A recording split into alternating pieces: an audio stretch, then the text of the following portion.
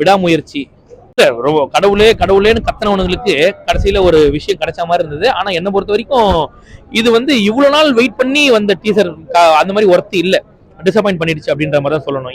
நான் இப்ப கூட ஃபைனலா சொல்றேங்க, எங்களுக்கு பட கதெல்லாம் ஒண்ணுமே முக்கியம் இல்லைங்க.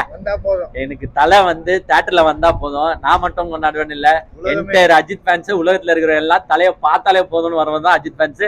நாங்கெல்லாம் வச்சு கொண்டாடுவோம். உனக்கு எதுவுமே பிரேக் அவுட் பண்ணாம மியூசிக்கே பாரு, ஒரு அரேபியன் ஸ்டைல் மியூசிக்ல போட்டு முடிச்சிருக்காங்க. அஜித் எப்பவுமே கடவுள் தான். உடனே கேட்பானுங்க, என்ன கீழே அஜித்தே கடவுள், என்ன அவருனா கடவுளா அப்படின்னு கேட்பாங்க. அஜித்தை நாங்க கடவுள்னு ஏன் சொல்றோம்னா, உனக்கு வந்து தன்னம்பிக்கையை மூட்டுறவன் எல்லாருமே வந்து கடவுள் தான். ஒரு எக்ஸாம்பிள், நீ இப்படிதான் வாழணும், நீ நல்லா வாழடா, உன் குடும்பத்தை பாருடா, உன் குடும்பம் தான்டா உனக்கு முக்கியம், நாங்கெல்லாம் நெக்ஸ்டா. உனக்கு டைம் இல்ல, ஐ மீன் உனக்கு வேலை இல்ல, வெட்டி இல்ல, ஃப்ரீயா இருக்கிற இப்போனும் போது என் படத்தை பார்க்கவா, ஃபர்ஸ்ட் டே ஃபர்ஸ்ட் ஷோவே வந்து நீ என் படத்தை பார்க்கணும்னு அவசியம் கிடையாது. எனக்கு பால் ஊத்தணும்னு அவசியம் கிடையாது, எனக்கு அபிஷேகம் பண்ணணும்னு அவசியம் கிடையாது, எனக்கு ஓட்டு போடணும்னு அவசியம் கிடையாது. படத்தை படமா பாரு, ஃப்ரீயா இருக்கும் போது வந்து பாரு, தன்னம்பிக்கையோட இருன்னு சொல்றது தான் அஜித் சார். அதுக்குதான் அவரை கடவுள்னு சொல்றோம். நாங்க ஒன்னும் அவர் வந்து அவர் ஒண்ணு இந்த சாமி அந்த சாமின்றது கிடையாது.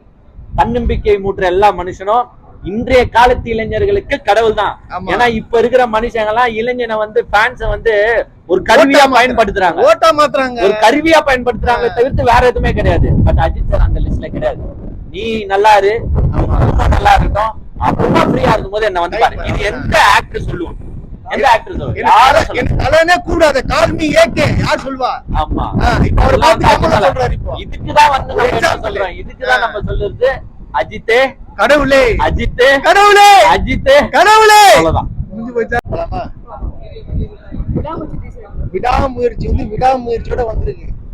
பயங்கர பெர்ஃபார்மன்ஸ். கண்டிப்பா பொங்கல் ரிலீஸ் ஆகுதுன்னு நான் நினைக்கிறேன். நினைக்காத சொல்லிட்டாங்களா? அப்ப நீ டீசர் பார்க்கல இன்னும்? நான் பாத்துட்டேங்க. எப்படி கண்டுபிடிச்ச பாத்தீங்களா? குட் பேட் அஜித்தாங்க வருதுல. இதுல மிகப்பெரிய இதே பாருங்க, டீசர் வரப்போகுதுன்னு யாருக்குமே தெரியாது. டீசர் எத்தனை மணிக்கு ரிலீஸ் பண்ணிருக்காங்கன்னா 11:30க்கு தான் ரிலீஸ் பண்ணிருக்காங்க. ஆமா, இருந்தாலும் டீசர் இன்னைக்கு பிச்சுக்கிட்டு 4 மில்லியன் வியூஸ் கடந்து போனா அது தலையால மட்டும் தான் முடியும், வேற யாரால முடியும்? நாங்க வந்து ஆடியோ லான்ச் பண்ற மாதிரி இன்னைக்கு கிடையாது 1 மணிக்கு ரிலீஸ் அப்படின்னு ரிலீஸ் பண்ற ஆட்கள் நாங்க கிடையாது. எத்தனை மணிக்கு போட்டாலும் சரி பிச்சுக்கிட்டு இந்த பாருங்க, நைட் டைம்ல இருந்தே இப்பயே பாதி பேர் அதுல என்ன தெரியுமா கமெண்ட் பண்றான், என்னையா திடீர்னு ரிலீஸ் பண்ணிட்டீங்க, எனக்கு தெரியவே தெரியாதயா, டைம்ல ரிலீஸ் பண்ணி வரலப்பா. இன்னொரு கீழே கமெண்ட் போடுறான், டேய் யூரின் போலான்னு என்ச்சு அதுக்குன்னே டீசரை விட்டீங்களே. உண்மையில இந்த கமெண்ட் இருக்கு, உள்ள போய் பாருங்க. சன் டிவி ரிலீஸ் பண்ணிருக்காங்க, சூப்பரா இருக்குங்க டீசரு. எப்பவுமே அதுதான் சொல்றல, எங்களுக்கு வந்து தலை வந்து அங்க நடிக்கணும், ஸ்டோரி வந்து எக்ஸ்ட்ராடினரி இருக்கணும், அப்பதான் நாங்க படத்தை பார்ப்போம். அஜித் ஃபேன்ஸும் கிடையாது. அஜித் ஃபேன்ஸ் என்ன தெரியுமா, அதான் வரணும், எனக்கு தலை வந்து அப்படி நடக்கிற மாதிரி ஒரு கூலிங் கிளாஸ் போட்டு இறக்கி விடு, 2 ஹவர் உட்காந்து பார்ப்போம் அப்படிங்கிறவங்க தான் அஜித் ஃபேனு.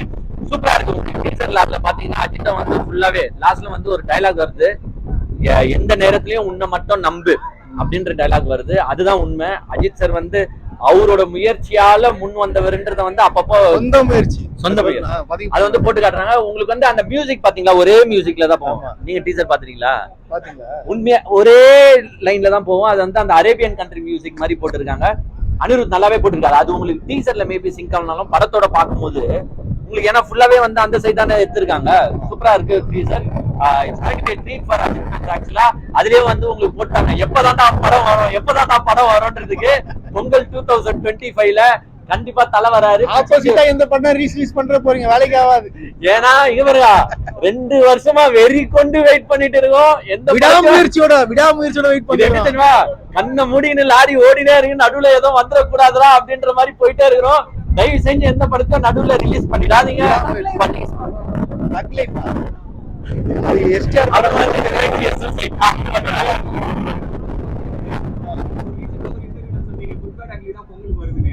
இல்ல அதுதான் வருதான்னு சொன்னாங்க. விடாமுயற்சி வந்து சொன்னால கொஞ்சம் விடாமுயற்சி வந்தா எப்பவுமே வந்து நம்ம என்ன சொல்லணும்னா, விடாமுயற்சி வந்துதான் வரும். விடாமுயற்சி உங்களுக்கு கன்ஃபார்ம் பண்ணிட்டாங்க. அதுக்குள்ளே ஏன் வந்து போஸ்ட் பண்ணாச்சுன்னா, லைக்கா வேட்டை இப்பதான் ரிலீஸ் ஆச்சு. சோ பொங்கலுக்கு இதை போட்டாங்க. கண்டிப்பா வந்து குட் பேட் அக்லி வந்து பாத்தீங்கன்னா உங்களுக்கு May 1 தலை பிறந்த நாளைக்கு அது ஒரு தீபாவளியா வந்து வெடிக்க போகுது.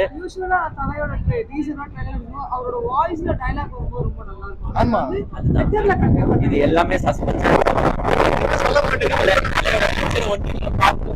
தலை டைலாக் எல்லாம் வந்து தியேட்டர்ல காட்டுறாங்க. ட்ரெய்லர்ல உங்களுக்கு இது வந்து டீசர் வந்துட்டே தெரியாதுங்க. நானே திடீர்னு 7 யாருக்கா மணிக்கு காலையில தெரியுமா? பார்த்தேன். யாருக்குமே தெரியாது. டீசர் சஸ்பென்ஸா பிரேக் அவுட் பண்ணிருக்காங்க. எஞ்சி பாக்குறேன் காலையிலேயே 4 மில்லியன் வியூஸ்னு இருக்கு. உள்ள போய் கமெண்ட பார்த்தா அவன் கதறான், ஏன்டா என்கிட்ட சொல்லாம ரிலீஸ் பண்ணீங்க, ஏன்டா என்கிட்ட சொல்லாம ரிலீஸ் பண்ணீங்க மாதிரி. செமையா இருக்கு டீசர். ஒரு புதுமான மேட்டர்ல அது. எவ்வளவு சொல்லாம செய்யலாம். அதுல நீங்க ஒண்ணே ஒண்ணு அந்த டீசர்ல பாத்தீங்கன்னா தெரியும். அர்ஜுன் சாரும் ரெஜினா கேசன்ட்ராவும் ஒரு சிரிப்பு சிரிப்பாங்க. ஆமா, நெக்கிலான சிரிப்பு.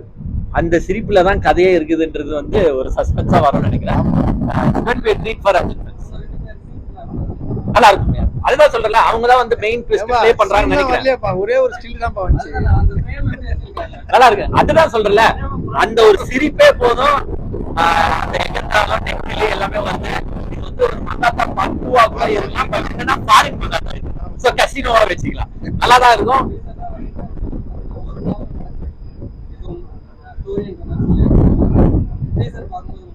ஒரு நாள்ல நடக்கிற மாதிரினா கொஞ்சம் கஷ்டம் தான் நினைக்கிறேன். ஒரு நாள்ல மேபி இருக்கலாம்.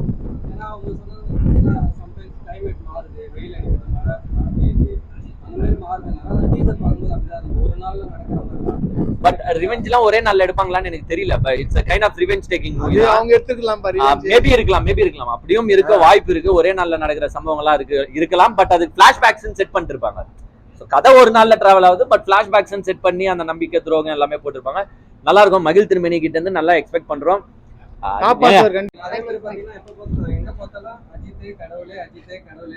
அப்ப நாங்களும் சொல்லிட்டோமா இப்போ மட்டும்தான் போயிட்டு இருந்தது. அதுக்கான ஒர்த்தபலா இருக்கு அந்த டீசர். கண்டிப்பா.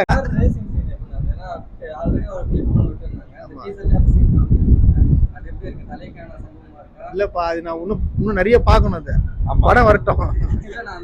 படம் அந்த ஸ்போர்ட்ஸ் டெவலப்மெண்ட் இது அந்த ரேசிங் தானே டீசர்ல வருது.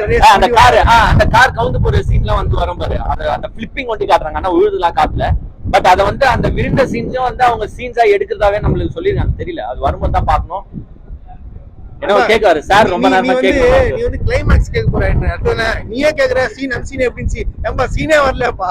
டீசர்ல வந்துச்சு. ஆல்ரெடி பெரிய ஃபேன்ஸ் வந்து ட்விட்டர்ல எங்க கோட் படம் தான் அதிகமான வியூஸ் போச்சு அப்படினு ட்ரோல் பண்ணிட்டு இருக்காங்க. அவங்களுக்கு என்ன பதில் சொல்றீங்க? ஒண்ணுக்கு போற நேரத்துல தான் டீசரை ரிலீஸ் பண்ணிருக்காங்க. அவன் வந்து தூங்கிட்டு இருந்தான். ஒன்னும் நம்ம டைம் போட்டு எல்லாம் வந்து ரிலீஸ் பண்ணல. பாதி பேர் வந்து தூக்கத்துல எழுந்து யூரின் போகும்போது டீசர்னு வருது. அந்த மாதிரி டைம்ல ரிலீஸ் பண்ணி 6-7 ஹவர்ல 4 மில்லியன் வியூ போயிருக்குது. இன்னும் இதை விட்டா இன்னைக்கு ஃபுல்லா எவ்வளவு செய்ய போகுதுன்னு தெரியல. நீ வந்து அந்த யாராவது சொல்லாம ரிலீஸ் பண்ணது பாத்துறீங்களா? அது தலை மட்டும்தான், வேற யாருமே கிடையாது. எப்ப ரிலீஸ் பண்ணாலும் பாப்பாங்க. தலை வந்தாலே போதாங்க. தலை தீபாவளி தான். ஆனா எப்படி தோணுதுன்னு பாத்தீங்கன்னா, அப்படியே இந்த அன்பானவன் அடங்காதவன் அசராதவன் ஒரு படம் தனுஷ் இவன் சிம்புது. அந்த சிம்பு படத்தெல்லாம் பார்த்தீங்கன்னா நடிக்க வரமாட்டாப்ல. கடைசியில் அவர் வீட்டு மொட்டை மாடியிலே வச்சு ஷூட் பண்ணி அப்படியே முடிச்சிட்டாங்க எல்லாத்தையும் ஒட்ட வச்சு.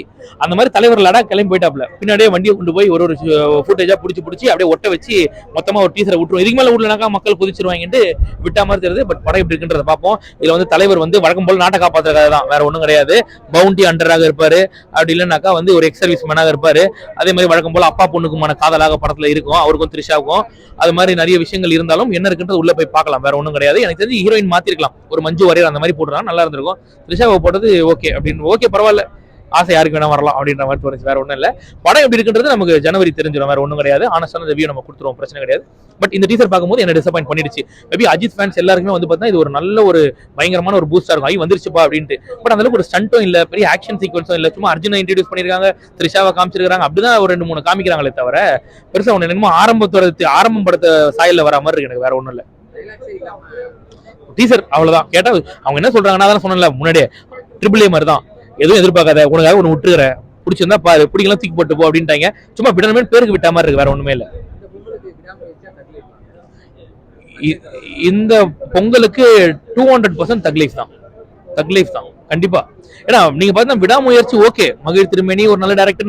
அவர் பாத்தீங்கன்னா ஒரு 90% மொக்க படமா கொடுத்துட்டு 1% மட்டும் நல்ல படம் கொடுத்துருக்காப்ல. அவர் ஒரு 10% நல்ல படம். அப்படி வச்சு பார்க்கும்போது தக் லைஃபா இதுவான்னு பார்க்கும்போது தக் லைஃப், கமல்ஹாசன் ஆக்டிங், சிம்பு இருக்காப்ல, இதெல்லாம் வச்சு பார்க்கும்போது தக் லைஃப்கான எக்ஸ்பெக்டேஷன் தான் ரொம்ப அதிகமா இருக்கும். பார்க்கலாம். பட் எப்படி இருக்கு 2 படத்தையுமே நம்ம பார்ப்போம். எப்படி இருக்குன்றத பார்த்துட்டு சொல்றேன். நன்றி.